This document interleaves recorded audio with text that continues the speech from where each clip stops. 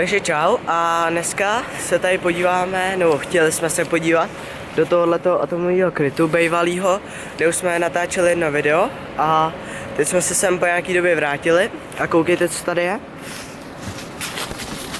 Prostě tady, tam mříž, tady ta, přesně, tady byla zvohla a nebyla tady prostě, byla nahoru, takže jsme tady mohli projít.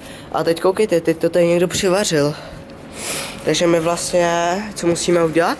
No, my půjdeme teď nahoru na ten kryt a tam je takový jeden ještě vchod, takže se tam teď půjdeme podívat, kde to je.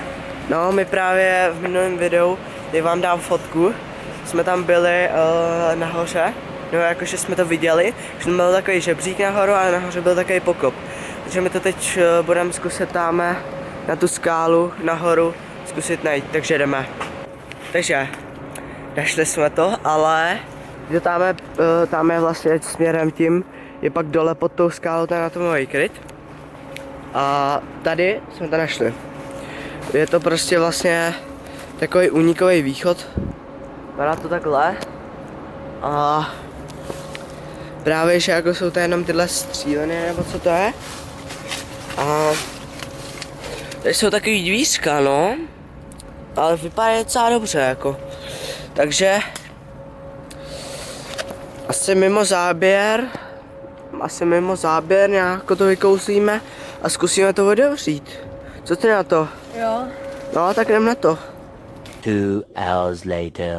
Takže právě jsme se tam teda zkoušeli dostat, ale prostě jak to je vidět, tak to vůbec nejde, ale vůbec. To prostě tady jsou takové šrouby a tady jsou taky šrouby 4 nahoře a prostě to nejde vůbec. A vevnitř tam moc nejde nic vidět, protože tady jsou jenom tyhle ty stříleny, nebo co to je. Je to teda takový velký baráček, nebo co to je, nevím, jak bys to dal nazvat. A nejde to teda.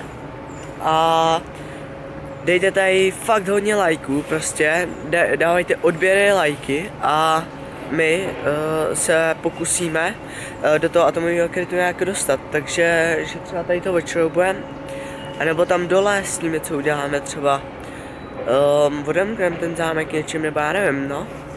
Takže určitě dávajte lajky, odběry, jo? Jo, že jo? Jo. Ať jich tam dáte co nejvíc a tohle bylo asi vše a mějte se hezky a čau.